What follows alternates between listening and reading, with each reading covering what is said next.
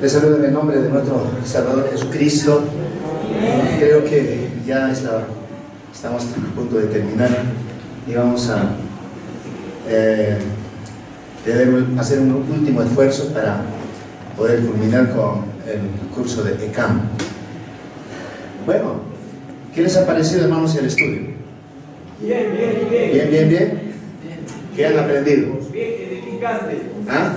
Bien edificante. Edificante. Yo pensé que era bien picante, me dijo. Muy edificante, entonces. Qué bueno, hermanos, qué bueno que estemos aprendiendo.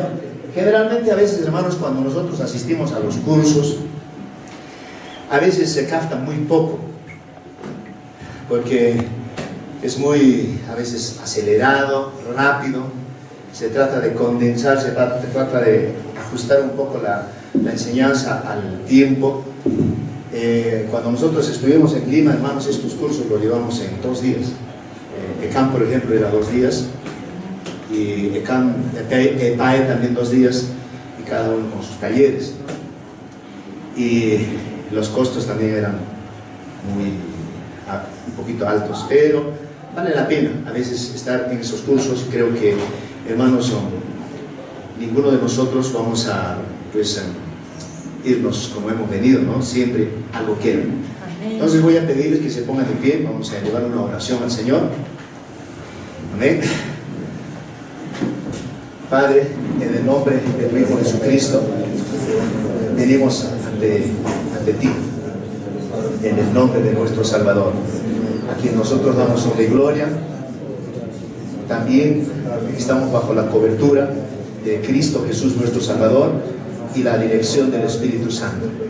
En este momento, Señor, te pedimos tu participación a través de tu palabra, puedas llegar a nosotros con poder, puedas hacernos entender, Señor, qué es lo más importante, qué es lo que queremos, Señor, aplicarla en nuestro ministerio, en el trabajo, en la labor que tú nos has encomendado. Por favor, Señor, te rogamos pues que este momento, Señor, puedas tú estar moviéndote de una forma sobrenatural, en especial en nosotros, en nuestro corazón, en nuestra mente. Nos hagas entender tu palabra, Señor. Señor, en tus manos estamos, te agradecemos, y nosotros, Señor, queremos decir en este momento, sea tu nombre honrado y glorificado. Amén. Amén. Tomen asiento, hermanos. Entonces, el último curso, voy a acomodar. Bien, entonces el último curso que nos toca hoy es bosquejos homiléticos de sermones expositivos de la epístola de Judas. Creo que ya ustedes han estado estudiando la epístola de Judas, ¿verdad? ¿Y quién es el autor? ¿Y quién era él? ¿Era qué? Medio hermano de Jesús y hermano de Santiago, ¿no? ¿Verdad? ¿En qué año más o menos se escribió la epístola de Judas?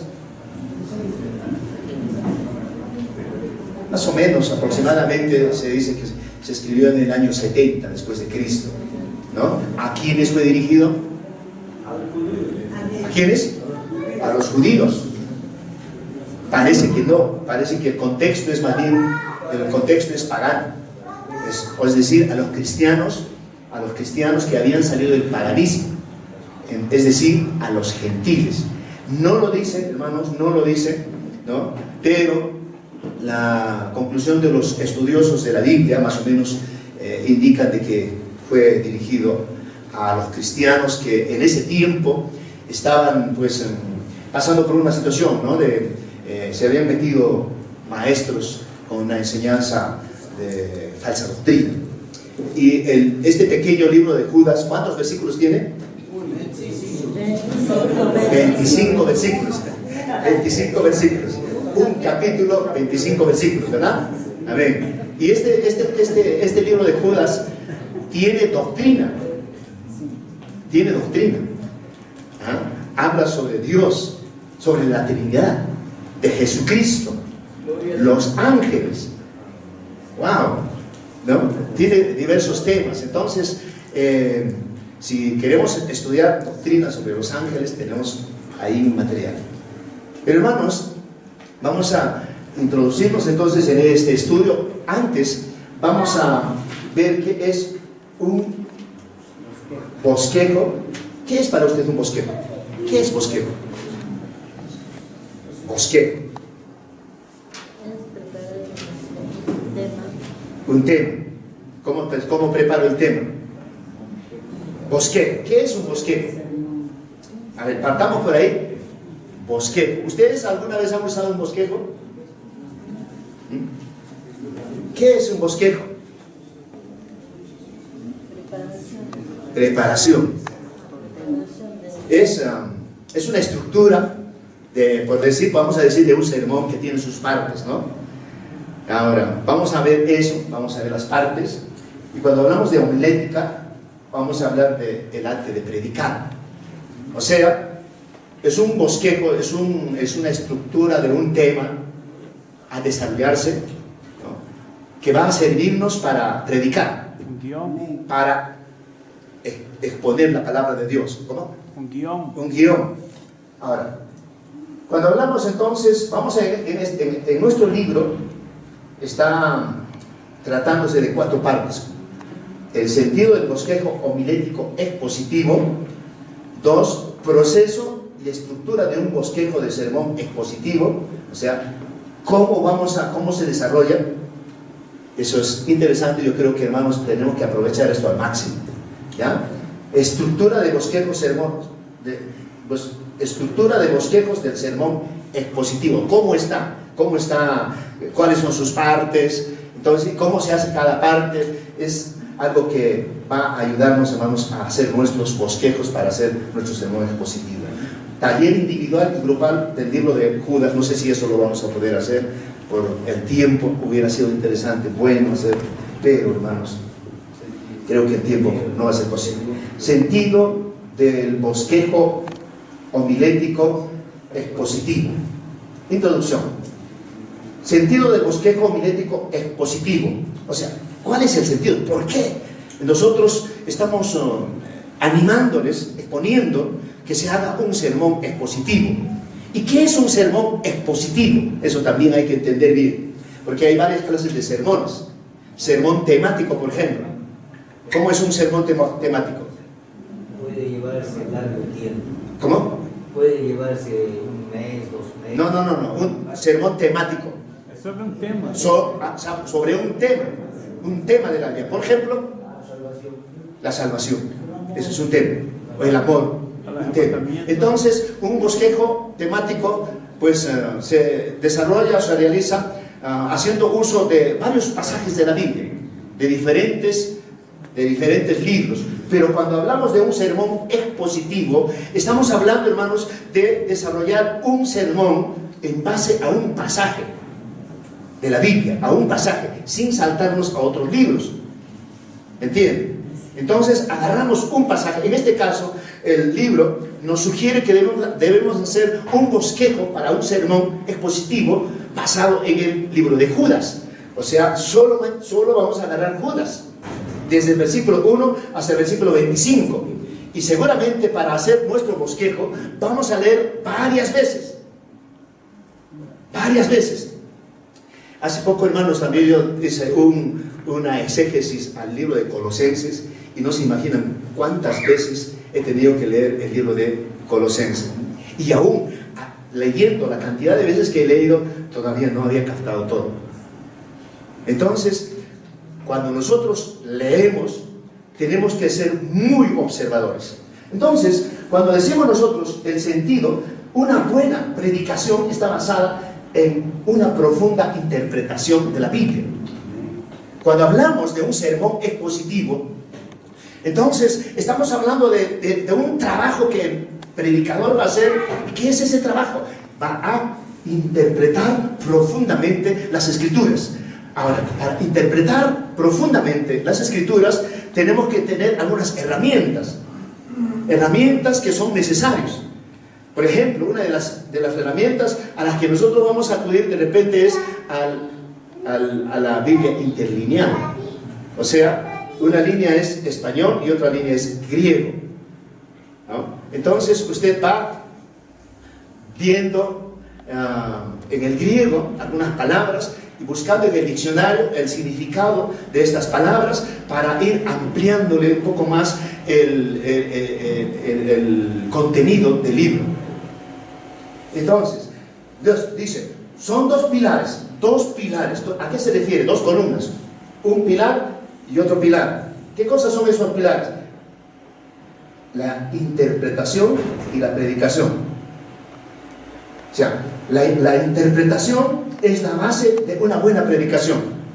Si usted hace una buena interpretación de las Escrituras, entonces hará una buena predicación. Ahora, una predicación sin interpretación del pasaje bíblico a exponer, solo son palabras sin contenido. Y la verdad, hermanos, nuestras iglesias están adoleciendo de un mensaje profundo, de un mensaje bíblico, de un mensaje con una interpretación profunda. Lamentablemente, hermanos, en algunos casos, por ejemplo, nosotros sabemos que hablan de sueños, hablan de algunas experiencias, testimonios y todo eso, pero nada hablan de la Biblia. Y eso no está bien. Y a veces, hermanos, nos desviamos nosotros de lo que realmente tenemos que hacer como predicadores, como pastores. Entonces, la interpretación es importante, ¿no? Para exponer, entonces, la palabra de Dios, realmente tenemos que interpretar. Y para interpretar, tenemos que nosotros leer, tenemos que hacer una exégesis. Vamos a ver qué significa la palabra exégesis. Interpretación sin predicación también. Ahora, ¿qué pasa si yo interpreto? He hecho un estudio, he interpretado, he hecho una exégesis de un pasaje bíblico y no lo predico. Entonces, ¿qué pasa? Pues la interpretación sin predicación es un mensaje de Dios no comunicado. No se comunica la palabra, no se comunica lo que Dios quiere que el pueblo conozca. Ahora, un mundo sin un mensaje de Dios, ¿qué pasa? Es un mundo sin dirección. Ahora, de la interpretación se extrae el mensaje de la palabra de Dios. De la interpretación, entonces, se extrae ¿qué? Escuchen, a ver, ¿qué se extrae de la interpretación? El mensaje de la palabra de Dios. Y la predicación es la exposición del mensaje bíblico. O sea, una buena predicación, un mensaje expositivo, estamos diciendo que es una exposición de la palabra de Dios basado en un pasaje que yo he elegido. Entonces, la predicación es la exposición del mensaje bíblico al mundo contemporáneo que nos rodea. Ahora, miren, escuchen bien, hermanos. Ustedes saben que la Biblia se escribió hace muchos años atrás, ¿verdad? ¿Hace cuánto tiempo? Cada libro tiene una fecha cuando se escribió. Entonces, en esa época se escribió dirigido a las personas de aquel tiempo, ¿verdad? Entonces tiene su contexto histórico, tiene su contexto geográfico, tiene su contexto en el que nos tenemos que ubicar. ¿Por qué se estaba dirigiéndose, por decirse un profeta, está dando un mensaje? Nos preguntamos, ¿por qué este profeta se dirige de esa manera ya a la gente de aquel entonces? ¿Qué estaba pasando? ¿En qué situación estaba el pueblo? Entonces, cuando nosotros hacemos una interpretación, ¿qué hacemos? Nosotros nos ubicamos en el pasado, indagamos lo que ha sucedido en el pasado, nos ubicamos en el contexto de ese tiempo y luego nosotros, para la aplicación, nosotros conectamos con nuestro tiempo. O sea, traemos el mensaje de aquel tiempo a este tiempo. Hacemos que el mensaje sea un mensaje actual. Y el mensaje de Dios siempre es actual cuando hay una buena interpretación y una buena predicación. ¿Ya? Entonces, hermanos, y la predicación es la exposición de más. Bueno, ¿qué es un bosquejo homilético? Nos preguntamos, ¿qué es un bosquejo homilético? Se llama bosquejo homilético a la estructura básica y lógica de un sermón.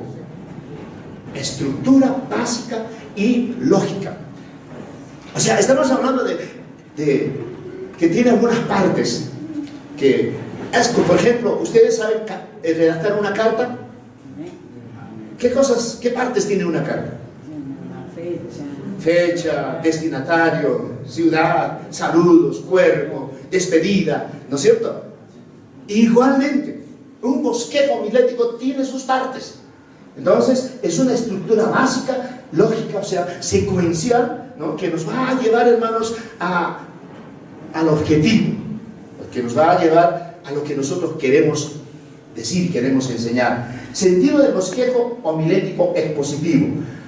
El propósito del bosquejo homilético nos ayuda a tener la capacidad de conocer, de dominar, de tener secuencia lógica y sistemática de todas las partes del estudio para posteriormente redactarlo y predicarlo.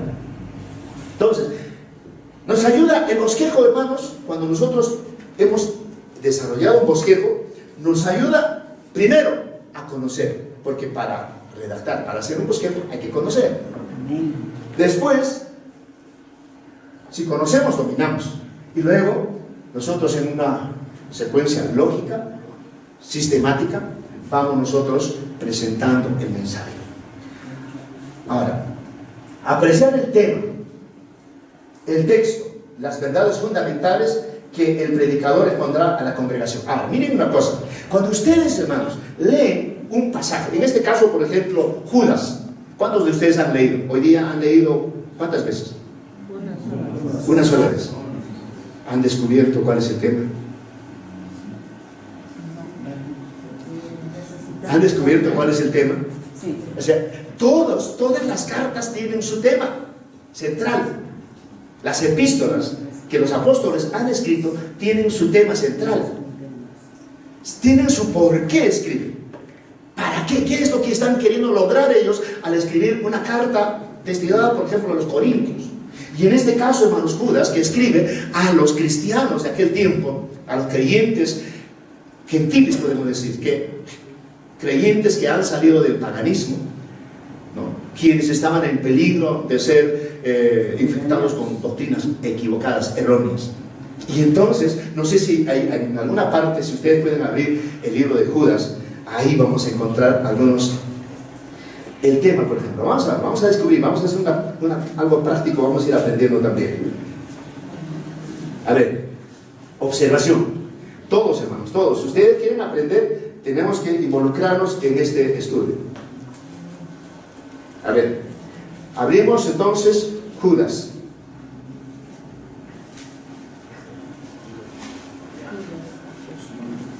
Muy bien. Vamos a leer en la versión Reina Valera. A ver, escuchen. Yo les voy a preguntar a ustedes, en estos primeros versículos está el tema. Y les voy a pedir que ustedes observen para descubrir cuál es el tema. Dice, Judas, siervo de Jesucristo y hermano de Jacobo, a los llamados, santificados en Dios Padre y guardados en Jesucristo, misericordia y paz y amor os sean multiplicados. Amados, por la gran solicitud que tenía de escribiros acerca de nuestra común salvación, me ha sido necesario escribiros exhortándoos que contendáis ardientemente por la fe que ha sido una vez dada a los santos. Porque algunos hombres han entrado encubiertamente, los que desde antes habían sido destinados para esta condenación. ¿Hay algún tema ahí? ¿Cuál es? ¿Ah? Ajá. Acá dice, a ver, miren. Acá dice, versículo 3. Amados, por la gran solicitud que tenía de escribir, ¿qué nos está diciendo? O sea, que él tenía deseos, tenía un impulso para escribirles, y había una razón. ¿Y cuál es? Acerca de nuestra común salvación, me ha sido necesario escribiros exhortándoos que contendáis ardientemente por la fe que ha sido una vez dada a los santos. Podemos decir que el asunto El tema general es contender ardientemente por la fe. Ahí está, ¿sí o no? Lo hemos descubierto a simple lectura. Entonces, descubrimos el tema general. El texto central, ¿cuál sería? Para eso hay que leer varias veces y hay un texto central. Las verdades fundamentales. ¿Cuáles son las verdades? Las verdades fundamentales van a estar reflejadas en los puntos que descubriremos de la lectura a Judas, y que los vamos a ir colocando en el bosquejo. ¿Ya?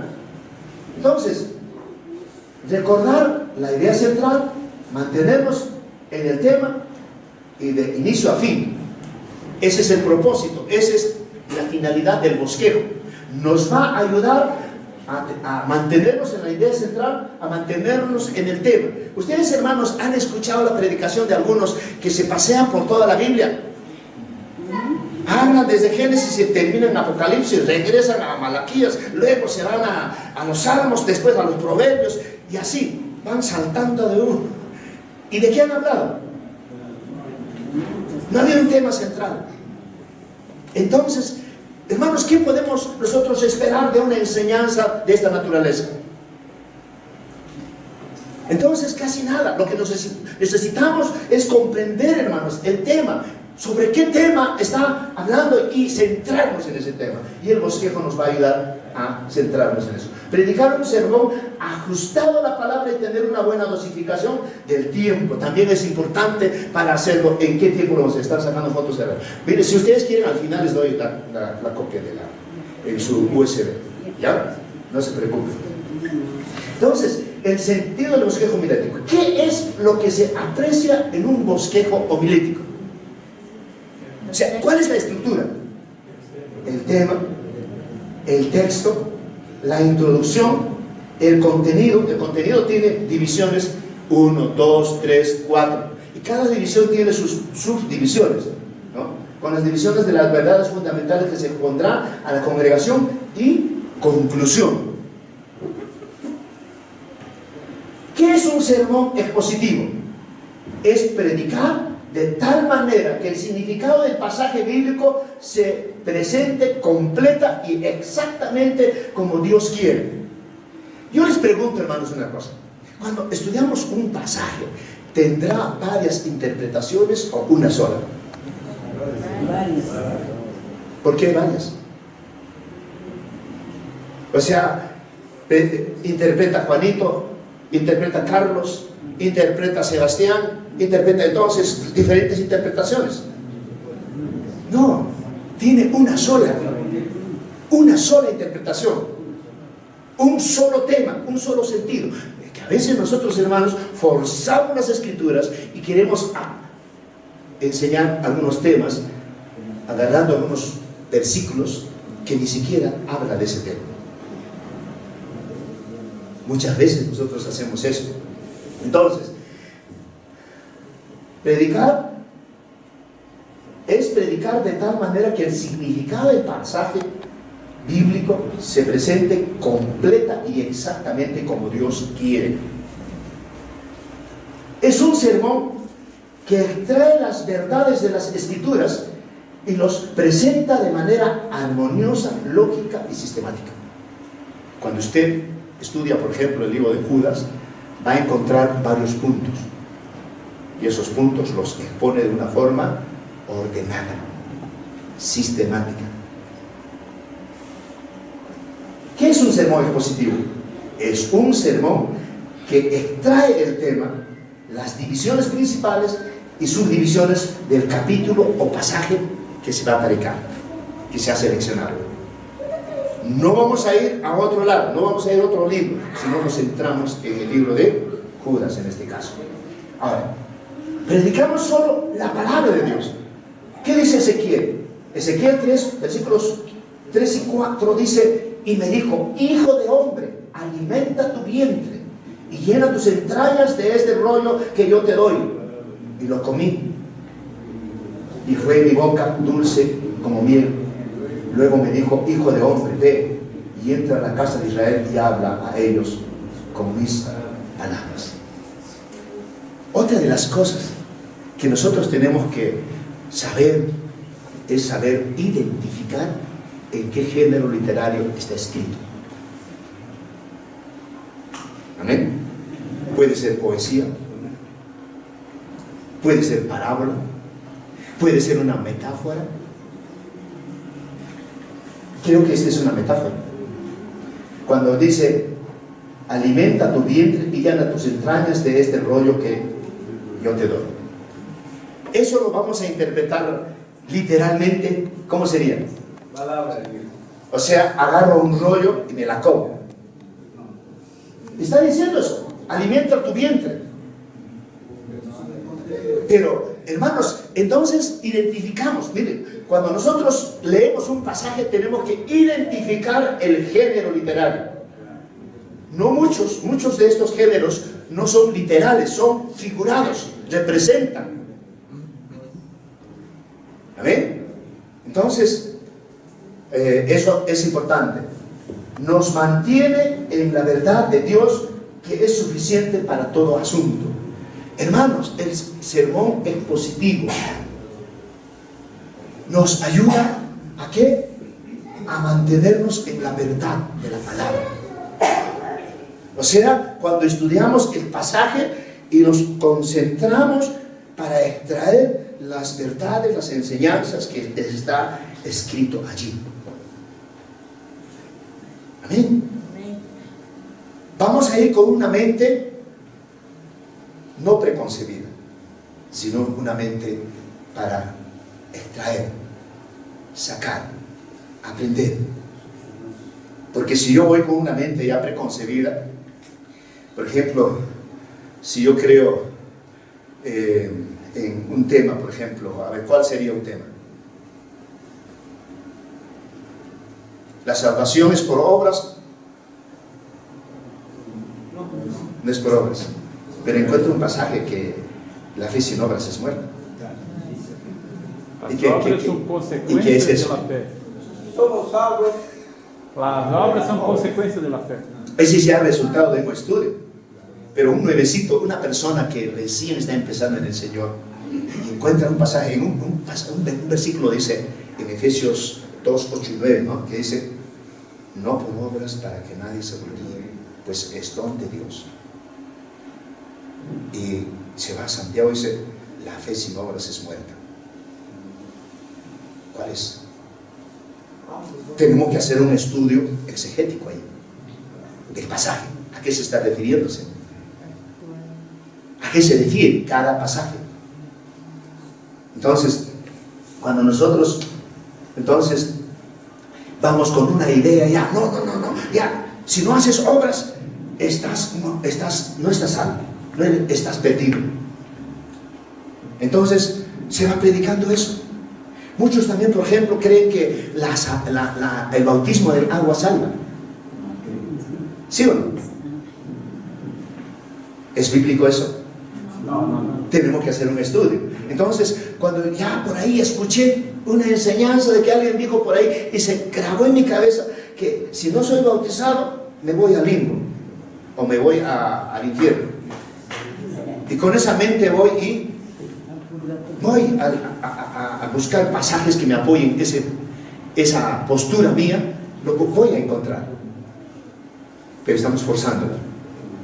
Entonces, cuando nosotros vamos a ir a estudiar la palabra, vamos a extraer, vamos a sacar, vamos a aprender. No vamos a apoyar alguna idea que nosotros ya antes hemos tenido, antes de entrar al estudio. Con una mente limpia, capaz de aprender. Luego, enseñamos la palabra inspirada, eterna y absoluta de Dios. Ese es, hermanos, una de las ventajas de hacer un sermón expositivo. Otra, conduce al oyente a Cristo y a la iglesia a su edificación, porque la palabra edifica. La palabra de Cristo mora en abundancia en nosotros, enseñándonos y exhortándonos unos a otros en toda sabiduría, cantando con gracia en vuestros corazones al Señor con salmos, himnos y cánticos espirituales. Ahora nos desafía como predicadores. A nosotros los predicadores, a nosotros que somos pastores, líderes, nos desafía la palabra y nos dice, procura con diligencia. Presentarte a Dios aprobado como obrero que no tiene de qué avergonzarse, que usa bien la palabra de verdad. Esta es una exhortación. Cuando dice procura, ¿a qué se refiere? Esfuérzate. Trabaja. Procura atender, procura hacer. O sea, esfuérzate, pon tu empeño, empeñate, dedícate con diligencia.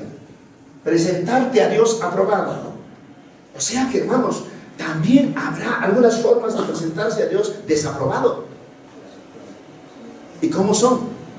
¿Qué cosas hacemos para estar desaprobado? Cuando nosotros no hacemos un estudio minucioso de la palabra y enseñamos cualquier cosa. No nos preparamos para predicar, para enseñar.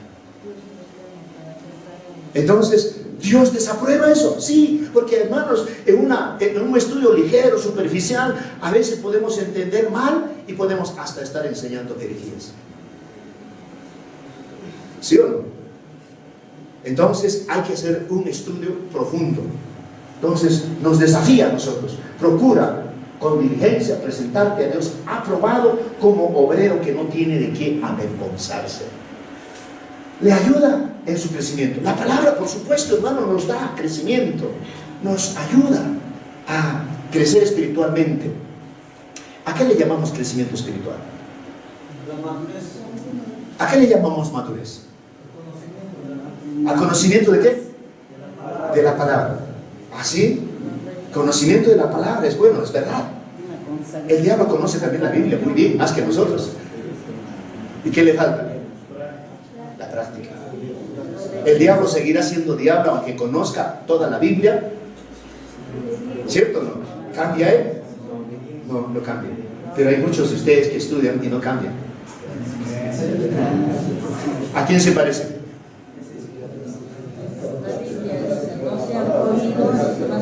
Wow. Eso sí es suerte, ¿verdad? Eso sí es suerte. Muchos de nosotros, hermanos, conocemos, tenemos tanta información. Estamos en una era, en un tiempo de información. Usted quiere informarse sobre un tema, vaya al internet, ponga ese tema y ¿cuánto aparece? Pero ¿cuánta de esa información es verídica?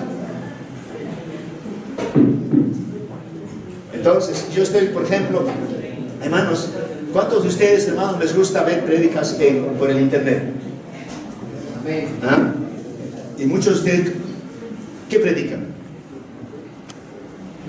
¿Acaso no sacan del internet? Y en el internet hay cualquier cosa. Si usted no tiene un buen fundamento, si usted no tiene una buena palabra, usted va a empezar a creer todas esas cosas que ahí están y va a empezar a enseñar tonterías. Entonces nos ayuda en nuestro crecimiento. Desead como niño recién nacido la leche espiritual no adulterada para que por ella crezcáis para salvación. Seguimos adelante rápidamente. Le ayuda en su crecimiento. Ya no vamos a leer los versículos, ¿ya? Afina el corazón de la iglesia en la palabra de Dios. La iglesia, hermanos, es el cuerpo de Cristo centrado en la palabra. La iglesia es iglesia por la palabra. No es iglesia por otra cosa, es por la palabra. Entienda bien eso, hermano.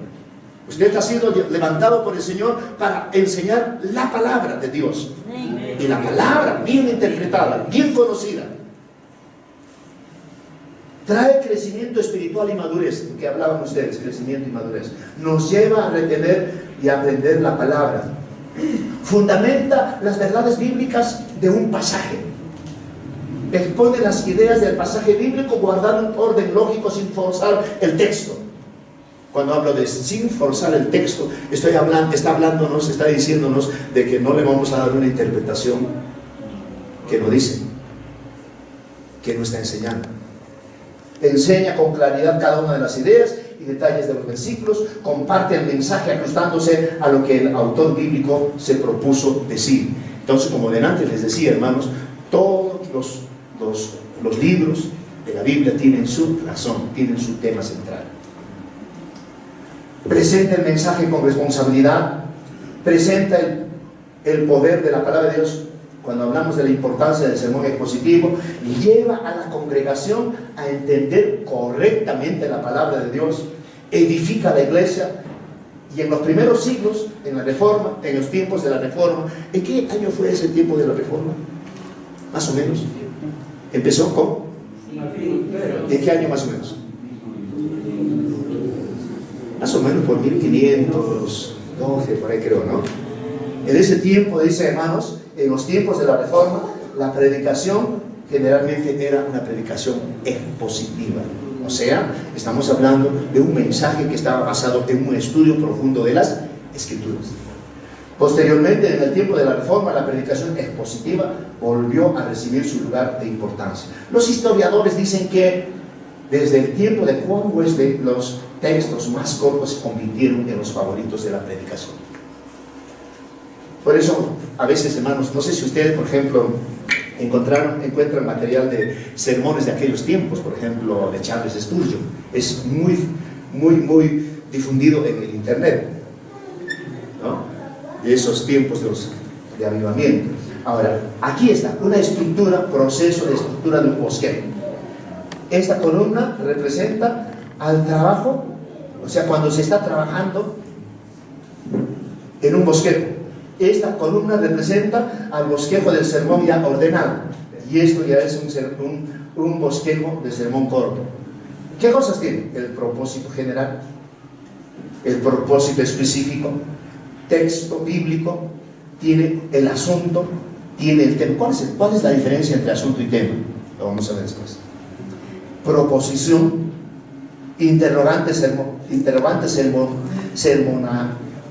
sermonaria, oración de transición, divisiones principales, subdivisión, conclusión, y también la introducción está antes, ¿no? Pero bueno, acá en nuestro, es que está en forma desordenada. Está, a veces, la introducción, ¿por qué está en este orden, hermanos? ¿Por qué está en este orden? Cuando estamos trabajando nuestro bosquejo o nuestro sermón, la introducción se hace al final. Se busca la introducción al final. Entonces, para la introducción, ¿qué cosa queremos hacer en la introducción? Captar la atención de la gente.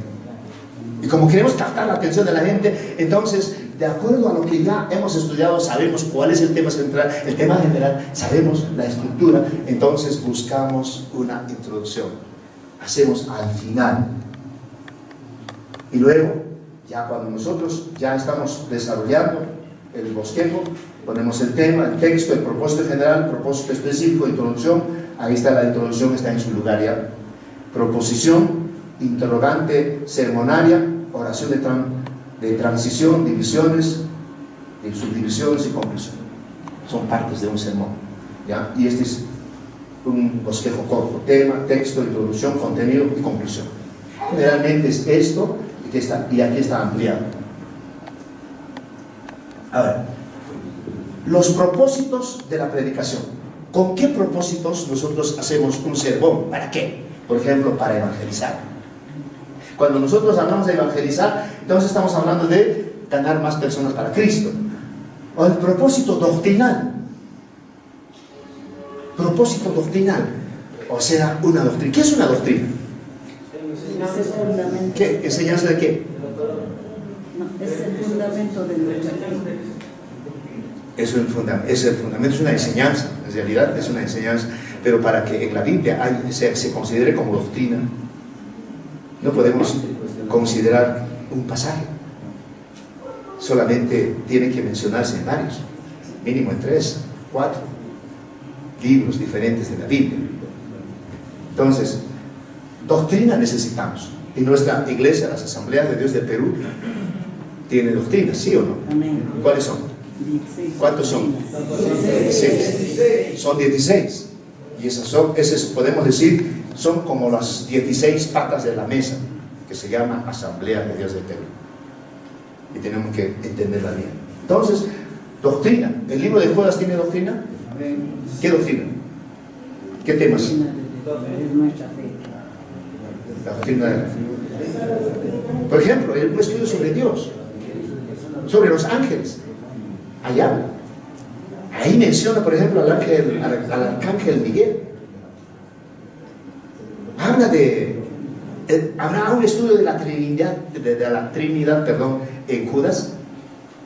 Sí hay, ahí está. Si lo lee usted bien, menciona a Dios, a Jesucristo y al Espíritu Santo. ¿Podemos hacer un estudio del Espíritu Santo? Sí, ahí está también. Entonces, podemos hacer un sermón de la doctrina de los ángeles basado en Judas. Se puede hacer. Entonces, doctrinal, el propósito devocional. ¿Para qué se hace un devocional? Para motivar a la consagración a la iglesia. Para motivar a la consagración a la iglesia. El devocional, ¿quién lo hace? ¿La iglesia? Todos. Bueno, la iglesia somos todos, ¿cierto? Pero individualmente tenemos que hablar, cada uno de nosotros, ¿no? Para tener comunión con Dios. Seguimos.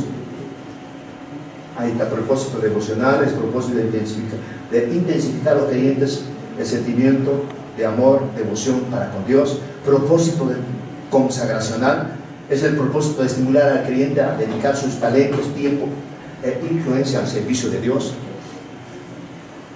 Propósito ético-moral. Propósito de dar aliento. Es el propósito de fortalecer y dar aliento al creyente en medio de las pruebas o de cualquier crisis que puede estar atravesando. ¿Cómo se redacta un propósito específico? ¿Cómo se redacta? Se redacta el propósito específico usando un verbo infinitivo. ¿Alguien puede decirme qué es un verbo infinitivo? Un verbo sin conjugar. ¿Ah? Un verbo que no está conjugado. ¿Cómo? Un verbo que no está conjugado. Un verbo que no está conjugado. Pero gracias, no lo escuché. Un verbo que no está conjugado.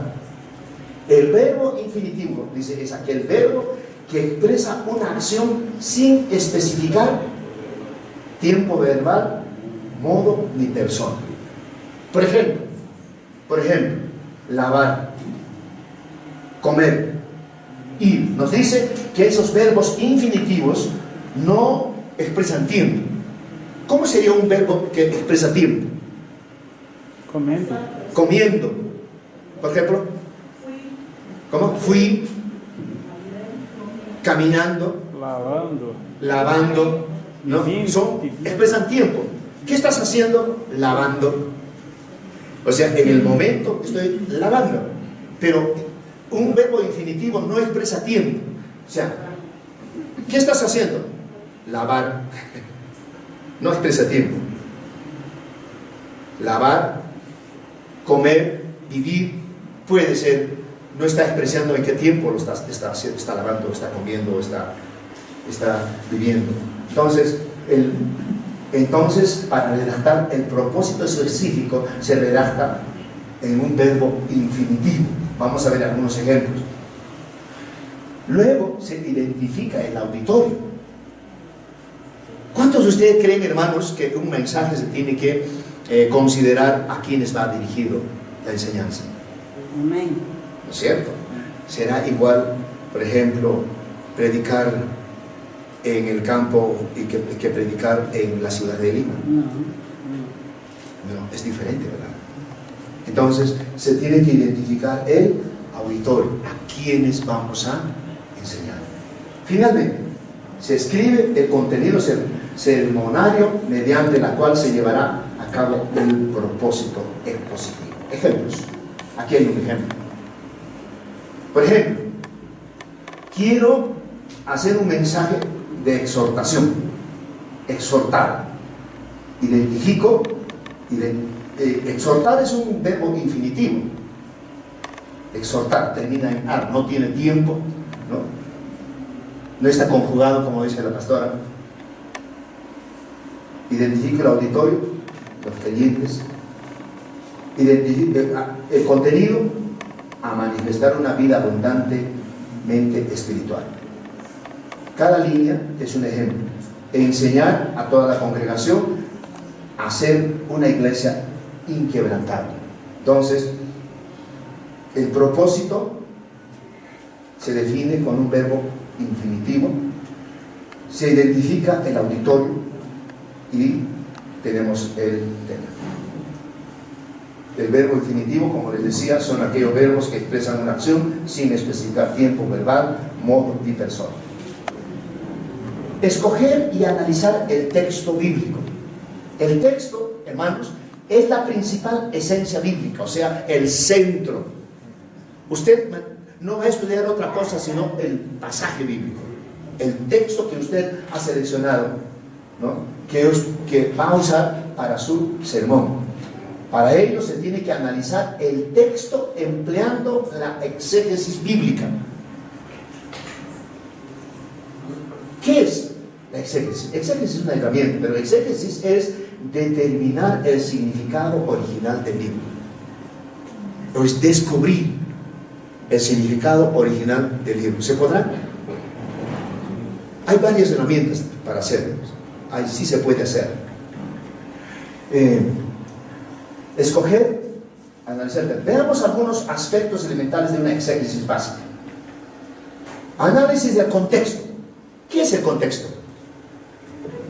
Contexto. ¿Han escuchado esa palabra? ¿Qué es el contexto? Conteúdo del texto. Si, por ejemplo, pregunto, ¿qué es el contexto histórico? O contenido da história. Contexto geográfico. Contenido da geografia. Ahora, ¿en qué contexto estamos en este momento? Pós-pandemia. ¿Ah? Pós-pandemia. Post-pandemia. Claro, está bien. Estamos después de la pandemia. ¿En qué contexto estamos? ¿Qué más? ¿Por qué más podemos decir en qué contexto estamos aquí en este momento? Em la formação, em la capacitação. ¿Se dan cuenta? Miro a mi alrededor y veo a pastores que están a mi lado, que son de diferentes lugares. ¿Verdad? Y además también, este es un barrio. ¿Qué se llama? Alto Cosco, los Cuatro Suyos. Los Cuatro Suyos es el nombre de la iglesia, creo, ¿no? No, Entonces, Também, Entonces, quatro cidades. la estación. estoy en Alto Cosco. ¿Alto Cosco dónde queda? Estoy hablando del contexto geográfico, la ubicación geográfica. Y cuando hablo de contexto geográfico, entonces voy a tratar de descubrir en qué lugar geográfico está ubicado las personas a quienes escribió Judas. ¿En qué contexto histórico? En esos tiempos en que se escribió, ¿había creencias similares a la nuestra? En esos tiempos había, en el mundo griego, romano, ¿en qué creían ellos? ¿Tenían sus dioses? ¿Sí o no? ¿Tenían personas que eran partidarios de la filosofía? Ahí están los filósofos, hombres pensadores, se preguntaban acerca de la vida, se planteaban interrogantes y ellos buscaban respuestas. Respuestas que más o menos daban con la razón. Entonces, el contexto, me ubico en ese contexto. Entonces, cuando habla de contexto literario, contexto del pasaje, estoy hablando, como alguien dijo por ahí, el antes, que dice antes y que dice después. Entonces, un versículo solo no se puede interpretar muy bien si no se ha estudiado lo que dice antes y lo que dice después. Entonces, análisis del contexto. Libro bíblico en el cual se encuentra el pasaje a interpretar. ¿Es en el Antiguo Testamento? ¿El pasaje que estoy estudiando está en el Antiguo Testamento o está en el Nuevo Testamento? ¿De dónde está? ¿Es una carta? ¿Es un libro profético? ¿Es un evangelio? ¿Es un texto histórico? Tenemos que identificar. Por ejemplo, ¿qué cosa es Judas? ¿En qué está catalogado? ¿Es una carta? ¿Es un libro profético? ¿Es un evangelio? ¿Es un texto histórico? ¿Qué es? Es una carta. ¿Quién lo escribió? ¿A quién? A los cristianos de aquel tiempo, que habían salido del paganismo. Entonces era una carta. Entonces ya identifico eso. ¿Tiene relación directa con otro libro similar? ¿Qué relación tiene esta carta con otras cartas? ¿Judas tendrá relación con alguna carta? ¿Con quién?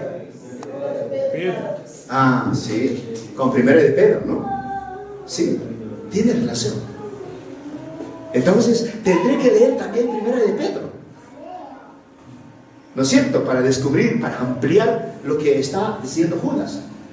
Ahora, histórico del libro, el contexto histórico del libro bíblico en el cual se encuentra el pasaje. ¿Quién es el autor? ¿Quién o quiénes son los destinatarios del libro? Lugar y fecha de composición, de escritura, en otras palabras. Así debe estar seguramente en el libro. ¿Cuál es el propósito del autor? ¿Con qué propósito está escribiendo? ¿En qué situación fue escrito el libro? ¿En qué situación estaba su autor? Por ejemplo, muchas de las cartas del apóstol Pablo, por lo menos 4 creo que son escritos de la prisión, de la cárcel.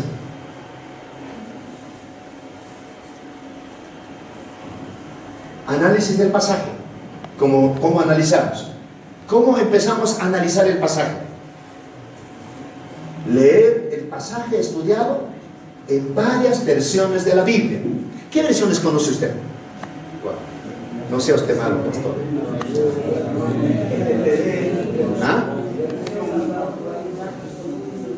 La Carcolunga, versión, traducción lenguaje actual.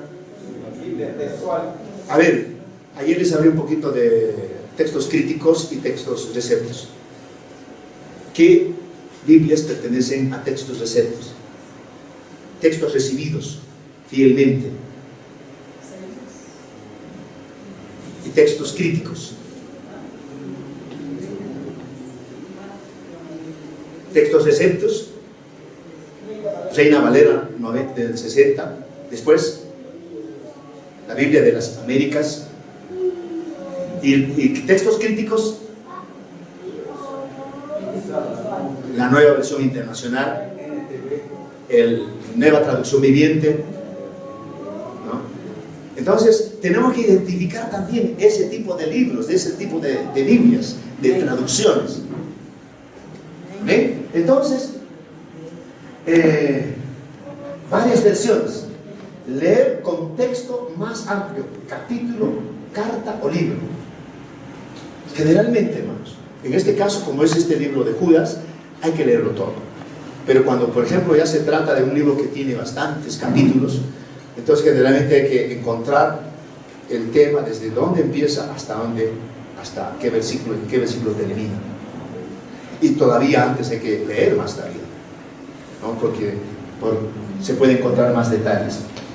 Determinar cuál es el tema central, el asunto del pasaje. Puntualizar las ideas principales. En las cartas del apóstol Pablo, por ejemplo, a los Corintios, hay varias ideas, puntos principales. El que tema, del que trata. ¿Cuál es el género? Cuando hablo de género, ¿a qué me refiero? A ver, hermano, a ver, pastor, cuando hablo de género literario, ¿a qué me refiero, hermano? A ver.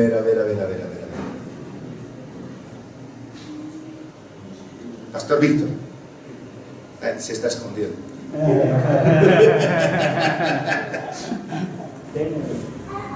Género.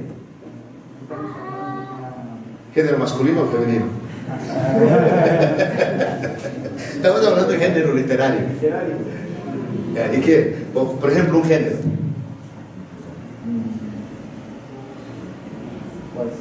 ¿Cuál sería? A Jesús le gustaba usar un tipo de enseñanza. ¿Qué le gustaba enseñar? ¿Qué usaba Jesús para enseñar? Parábolas. Es un género, por ejemplo. ¿Qué más? Otro. História. ¿Ustedes creen que hay poesía en la Biblia? Poético, sim. ¿Qué libro? Ó, Cantares. Cantares. Poéticos. Sim. Historia, ¿verdad? Provérbios. Entonces tenemos que, eso es lo que tenemos que descubrir. ¿Es histórico? Es, en este caso, por ejemplo, una carta. Generalmente, hermano, las cartas de aquellos tiempos no eran como las cartas de hoy. Hoy, por ejemplo, escribo fecha, destinatario, ciudad, saludos, cuerpo y despedida. Pero en las cartas de aquel tiempo es otra la estructura.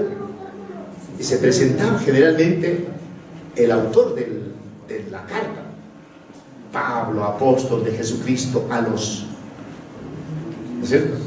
Y ahí, ese era el estilo de las cartas en aquel tiempo. El traer y analizar las palabras más importantes del pasaje. Evaluar si en el pasaje se emplean citas de otras partes de la Biblia o extrabíblicas. O sea, estoy hablando de pasajes paralelos. ¿Qué son pasajes paralelos? ¿Sí? Díganos fuerte, pastor Amílcar. Tiene el mismo contenido, pero que están indicados En otros pasajes, ¿no? En otros libros. Tiene el mismo contenido, habla casi del mismo tema, pero están en otros libros de la Biblia. ¿Y cómo nos encontramos? ¿Leyendo toda la Biblia? ¿Ah? Concordancia bíblica. ¿Cuántos de ustedes conocen diccionario de concordancia bíblica? Esas son herramientas que nosotros como pastores tenemos que comprarnos. Tener herramientas. ¿Cuáles son las herramientas que un pastor debe de tener? Diccionario bíblico, concordancia bíblica, varias versiones. concordancia temática, Strong, traducciones de la Biblia. Hay unos libros, hermanos, que a veces generalmente algunos compran, les gusta, por ejemplo, del amor, un testimonio impactante, se compra una sola vez, lo leen y después lo dejan libre. Pero esos libros de los que les estoy mencionando, diccionario, concordancias, los comentarios, también hay que tener cuidado. Entonces, esos libros son de permanente consulta. Eso es lo que debemos de tener. ¿Ya? Eso es importante. ¿Qué más? El asunto. El asunto tiene un estrecho vínculo con el contenido del sermón. Está ligado al texto bíblico. Para encontrar el asunto o tema general, se debe leer varias veces el pasaje bíblico en varias versiones.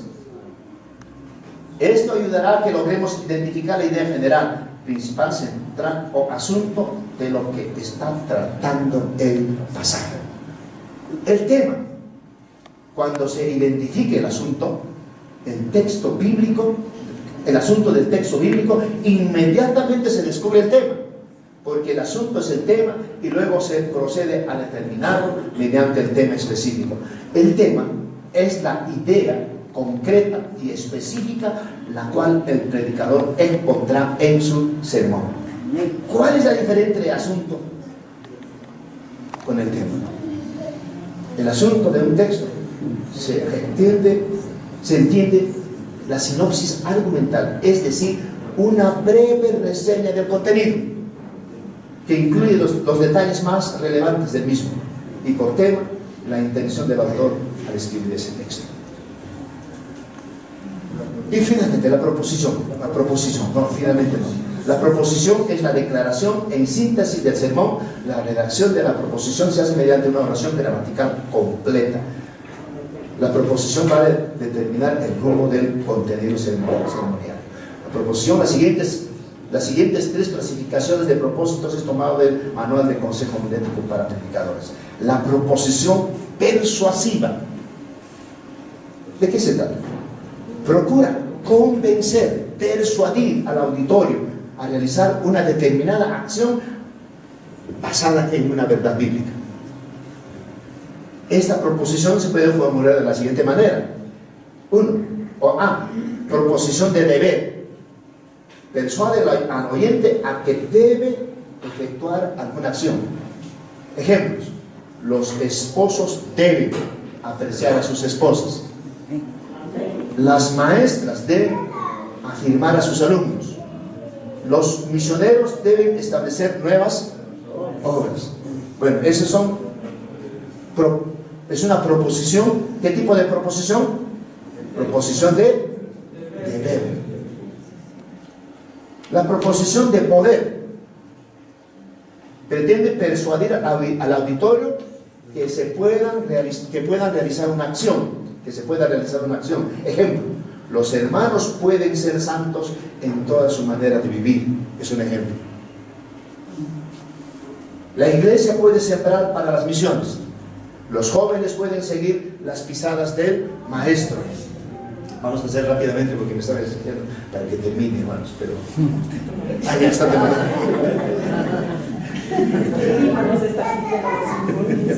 Entonces, proposición de valor lleva a los presentes a valorar las enseñanzas bíblicas. Por ejemplo, la obediencia a Dios vale más que los sacrificios. Otro ejemplo, las virtudes divinas valen más que las cosas de este mundo. Lean juntos, a ver, leamos todos. Esa es una proposición de valor. Otra proposición, una proposición declarativa, es aquella en la que se afirma o expresa una afirmación en tiempo presente.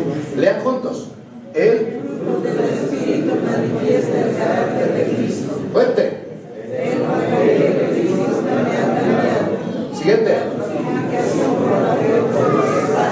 Esa es una proposición declarativa.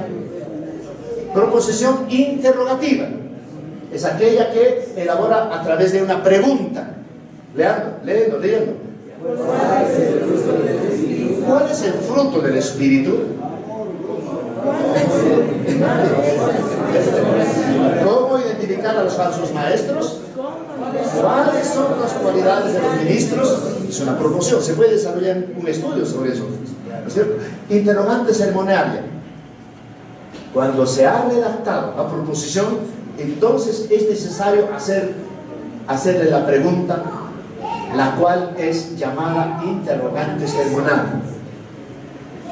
Proposición declarativa. El fruto del Espíritu manifiesta el carácter de Cristo. Interrogante ceremonial. ¿Cómo el fruto del Espíritu manifestar el carácter de Cristo? Proposición de valor. Las virtudes divinas valen más que las cosas de este mundo. Interrogante ceremonial. ¿Por qué las virtudes divinas valen más que las cosas de este mundo? ¿Se dan cuenta? Se puede hacer un juego de esta naturaleza. Entonces, oración de transición. ¿Qué es? Es una frase en la cual es incluida la proposición y también su respuesta. Proposición declarativa. El fruto del Espíritu manifiesta el carácter de Cristo. Interrogante ceremonial.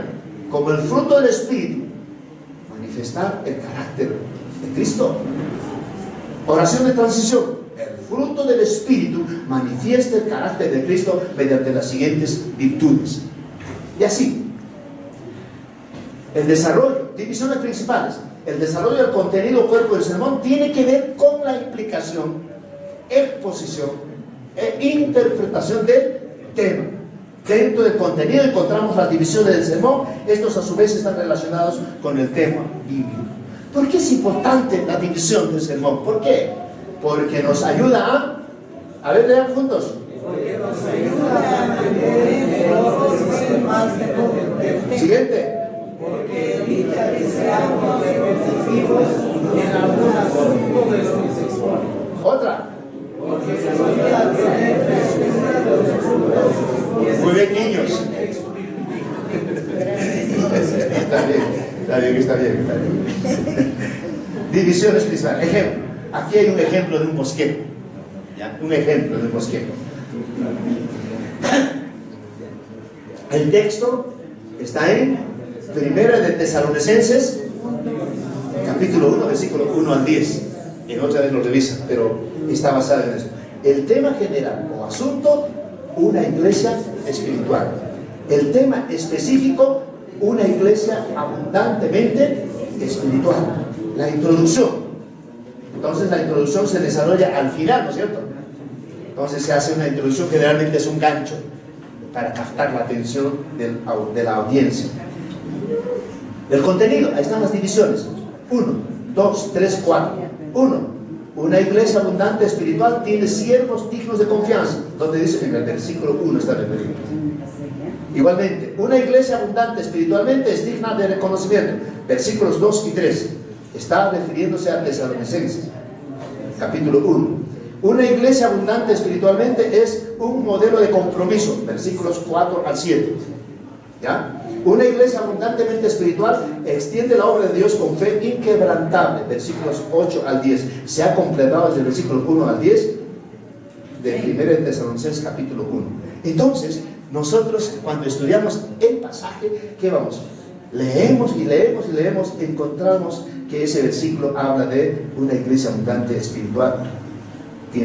Una iglesia abundantemente espiritual tiene siervos dignos de confianza. Es como ponerle un título al versículo, pero hay que leerlo varias veces. ¿Ya? Y después elaboramos la conclusión. La conclusión generalmente es para afirmar todo lo que hemos dicho y un gancho para que se haga una decisión. Las subdivisiones. Aquí no hay todavía subdivisiones. Estos son los puntos principales. Todavía no tenemos divisiones, pero hablamos de subdivisión. Las subdivisiones ayudan al desarrollo de las divisiones, dando aportes sustanciales al contenido de la verdad bíblica. Estas están en relación a toda la temática del sermón. Ejemplo, vamos a ver un ejemplo. Aquí está, aquí hay un ejemplo. Este bosquejo ahora está basado en Tito capítulo 2 versículo 1 al 10. El tema general o asunto, doctrina bíblica. Tema específico, una iglesia basada en la doctrina bíblica. Ahora, introducción. 1. Una iglesia basada en la doctrina bíblica refleja una sana doctrina. Ahí está la subdivisión. Porque retiene la palabra fiel. Tito 1:9. Porque mantiene la fe y la buena conciencia. Una iglesia basada en la doctrina bíblica evidencia una vida cristiana consistente.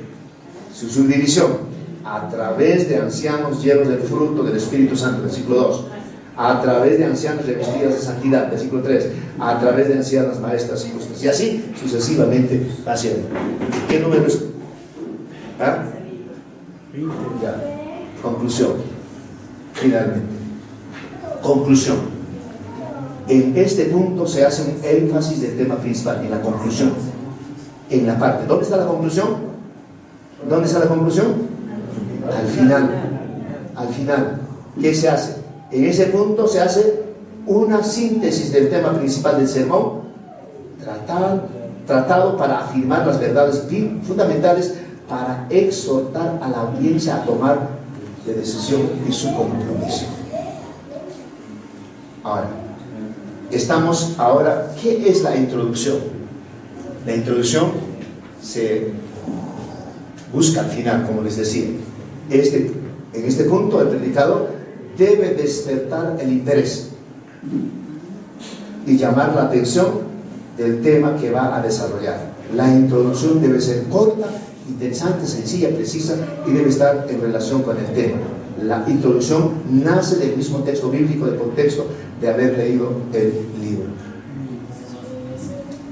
¿Amén? ¿Alguna pregunta?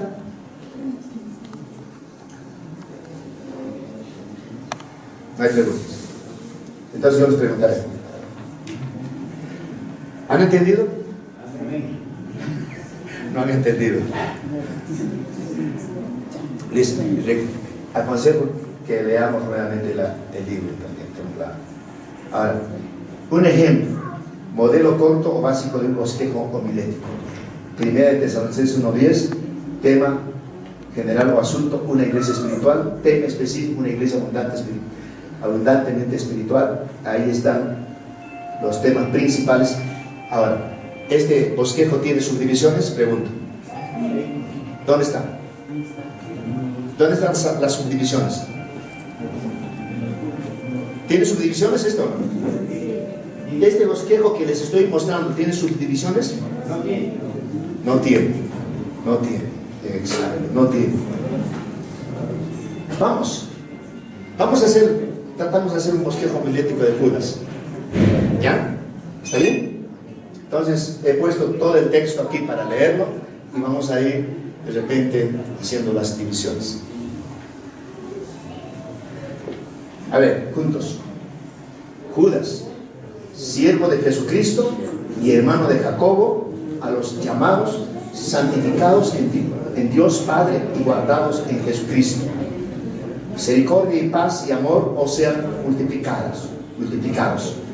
Amados, por la gran solicitud que tenía de escribiros acerca de nuestra común salvación, me ha sido necesario escribiros, exhortándoos que contendáis ardientemente por la fe, que ha sido una vez dada a los santos, porque algunos hombres han entrado encubiertamente, los que desde antes habían sido destinados para esta condenación, hombres impíos que convierten en libertinaje la gracia de nuestro Dios y niegan a Dios, el único soberano, y a nuestro Señor Jesucristo. Mas quiero, recordaos que ya una vez lo habéis sabido, que el Señor, habiendo salvado al pueblo, sacándolo de Egipto, después destruyó a los que no creyeron. Y a los ángeles que no guardaron su dignidad, sino que abandonaron su propia morada, los ha guardado bajo oscuridad en prisiones eternas para el juicio del gran día, como Sodoma y Gomorra y las ciudades vecinas, las cuales de la misma manera que aquellos, habiendo fornicado e ido en pos de vicios contra naturaleza, fueron puestas por ejemplo, sufriendo el castigo del fuego eterno. No obstante, de la misma manera, también estos soñadores mancillan la carne, rechazan la autoridad y blasfeman de las potestades superiores, porque cuando el arcángel Miguel contendía con el diablo, disputando con él por el cuerpo de Moisés, no se atrevió a proferir juicio de maldición contra él, sino que dijo: el Señor te reprenda. Pero estos blasfeman de cuantas cosas no conocen, y en las que por naturaleza conocen, se corrompen como animales irracionales. ¡Ay de ellos! Porque han seguido el camino de Caín y se lanzaron por lucro en el error de Balaam y perecieron en la contradicción de Coré.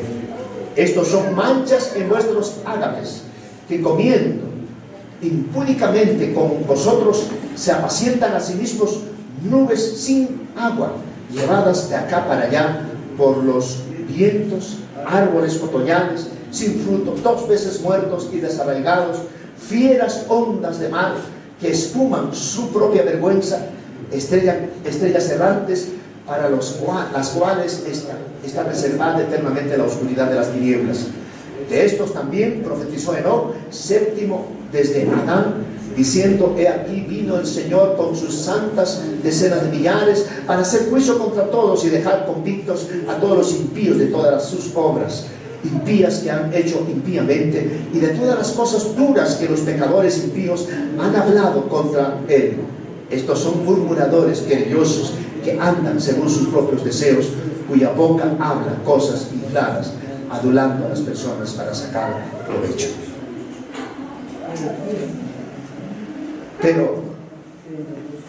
Pero vosotros, amados, tened memoria de las palabras que antes fueron dichas por los apóstoles de nuestro Señor Jesucristo, los que os decían: en el postrer tiempo habrá burladores que andarán según sus malvados deseos. Estos son los que causan divisiones, los sensuales, que no tienen al Espíritu.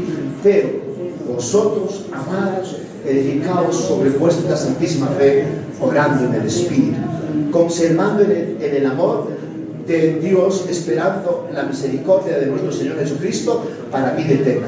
A algunos que dudan, convencerlos; a otros, salvar, arrebatándolos del fuego; y de otros, tener misericordia con temor, aborreciendo aún la ropa contaminada por su sangre. Y aquel que es poderoso para guardaros sin caída y presentaros sin mancha delante de su gloria, con gran alegría, al único y sabio Dios, nuestro Salvador, sea gloria y majestad. Amén. Gloria a Dios. Bueno, este pasaje hay que estudiarlo, leerlo, releerlo varias veces y sacar el bosquejo. Aquí está el bosquejo. ¿No? Judas, del versículo 1 al 25, el tema central, el tema general o asunto, la defensa de la fe. El tema específico, contender ardientemente por la fe. Y aquí están las divisiones. El saludo y propósito. Ahí está el saludo del versículo 1 al 4, la presentación del saludo del versículo 1, el propósito de su carta.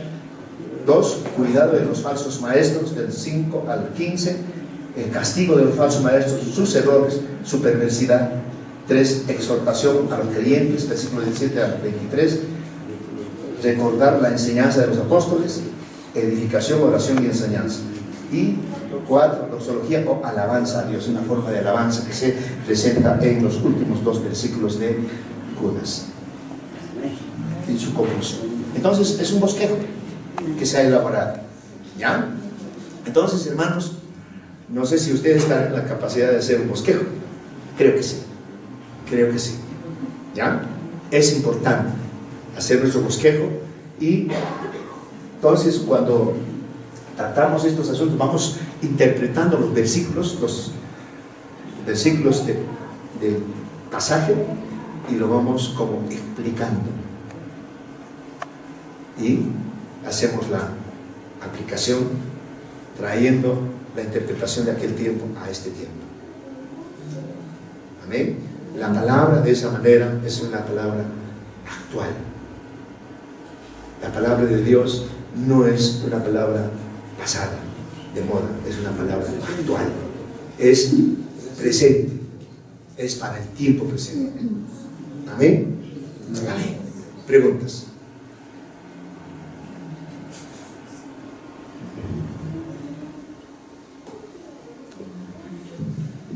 Muy bien, hermanos. Agradezco al Señor por este tiempo. Lo hemos hecho rápidamente y creo que algo ha quedado. Si ustedes quieren el PowerPoint, les voy a facilitar. ¿Ya? Les voy a facilitar. Pásenme nomás su USB y les doy, y ustedes repásenlo y hagan el bosquejo expositivo y prediquen un sermón expositivo en su iglesia.